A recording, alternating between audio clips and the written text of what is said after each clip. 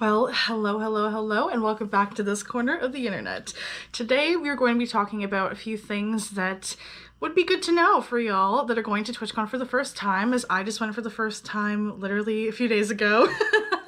And it was so much fun. I am specifically talking about TwitchCon San Diego, but that is relevant because that is where they're going to be hosting TwitchCon for the next few years. They already have next year's dates actually released. I'll insert it over here if I can find the exact dates. It's October 2025 though. Anyways, let's get on into some things that you should know going to TwitchCon for the first time. So starting with the first one, there is an abundance of free product. Nearly every station has free product. So make sure you're doing your rounds. You're really going to every single station. That way you're not missing out on any free goodies. One thing I tried that I had never had before, never thought I would have before, actually, that I really liked that was something that was free for us was they had some like G Fuel. It had like no caffeine in it. It was like electrolytes and stuff, and it was supposed to like, I don't know, boost brain power or something, but they had a white peach flavor, which was so good. But just an example of something that I wouldn't have tried, but it was free, so I did, and it was great. Non-spawn, but I mean, God, if you're willing, come on over here. But yeah, that was one thing. But what I will say and what I will preface with some of the free stations is not every free station offers free goodies for everybody attending. Maddie Daddy, who is my fiance, he attended and he is an affiliate because he doesn't stream. So if you are a member of Twitch but you don't stream, you have your badge labeled as community versus affiliate or partner. And some stations I found, for example, Blurp, they only let you spin their free wheel to get a goodie if you were an affiliate or a partner. They're just the first ones that come to mind, not calling them out because I got some great goodies from them, but just so you know, if you are coming as a community member, you can still get a lot of free stuff. You just can't get all the free stuff. So just something to note if you want to really maximize all the free stuff you can get, because I like things that are free. I like things that are cheap. So that was something that was important to me going for the first time, was seeing all the cool products that I could try out for free to see if they were worth, you know, actually putting money into.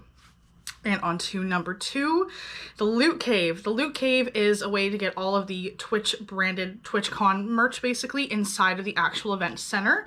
When you walk into the building, into the convention center, there is a general hallway where you can meet up with people and there are merch stands there. However, they don't have extended sizing.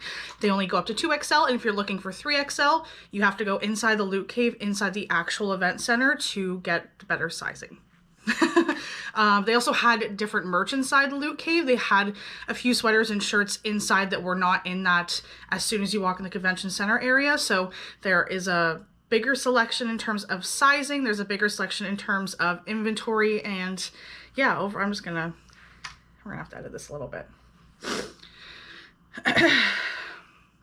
So if you are able to go inside of the Loot Cave, you will have extended sizing and extended merchandise options. So basically, go to the Loot Cave if you can, if you can find it, because frankly, that was a really difficult part for us. It took us forever to find the Loot Cave, but the stuff that we got from there, we were so excited about, and we couldn't have got that through the main hall area. We asked them specifically for the stuff that we wanted, and they were like, you got to go inside for that. We're like, of course we, want the stuff that's not as easy to find, but just to note, make sure you hit up the Loot Cave so you have as many options as possible for TwitchCon branded merch and just Twitch merch in general. On to number 3.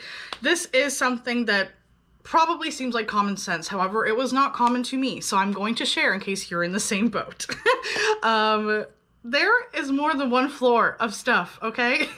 I only did the main floor because I thought that that's where all the stuff was. Keep in mind, this was very overstimulating. It's my first convention in like a decade. I've only ever been to VidCon before. I'm meeting a bunch of people that I really care about. I'm seeing a bunch of people that, I've seen on a screen before. There's music, there's lights, there's everything. I really thought everything was spread on one floor of the San Diego Convention Center. Lo and behold, that is incorrect. There is a whole other section of stuff upstairs. One thing that makes me sad is I missed the chance to get some Trixie Cosmetics because that was located on level 2. Had no idea.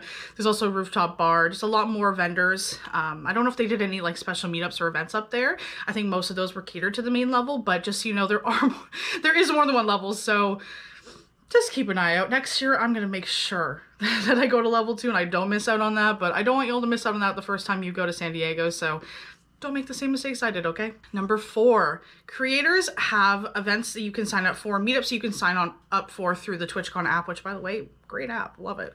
But there are other meetups that just take place randomly on the floor.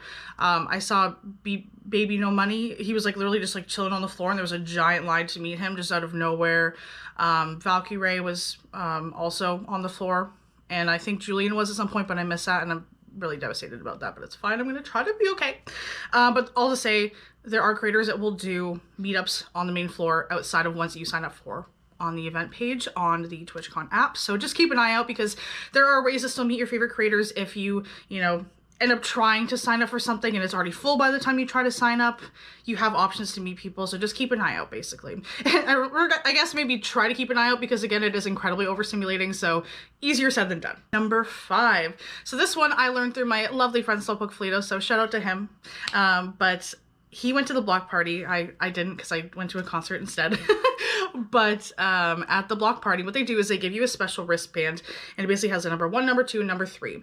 And what you do is you exchange that to get drinks at the block party. However, these only apply if you are getting mixed drinks. If you are looking to get beer or wine, you don't actually have to give him a ticket. So in that case, it is unlimited beer and wine. He had 11 beers. Shout out to him, because that is a slay. But yeah, if you're not having mixed drinks, you don't even have to give them the numbers on your wristband, and you can drink as much as you want in that 3 hours, which is bonkers to me.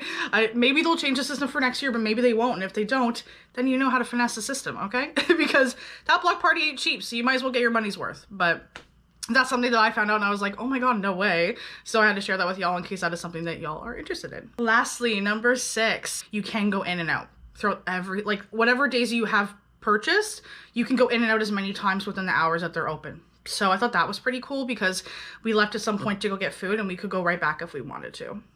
I think that I'll definitely use it more to my advantage next year, because next year I plan on getting a pass for the whole weekend, so I can really take advantage of that in and out opportunity, versus this time was very much a one day and done sort of situation. But I do appreciate that system, so I wanted to share that with you as well. All right, and that is all the tips and tricks I have for TwitchCon if you're going for the first time in San Diego. I hope you enjoyed this video. If you did, feel free to give a like, give a comment. Feel free to sub if you want to stay in this corner of the internet for a while. I do a variety of things over here. I do vlogs when we go on special adventures. I do ASMR content that's gaming related. I do gaming playthroughs, all that fun stuff. So you're always going to find different content over here if you feel like sticking around for a little bit. But that's all for this video. PrincessSaphrae, out.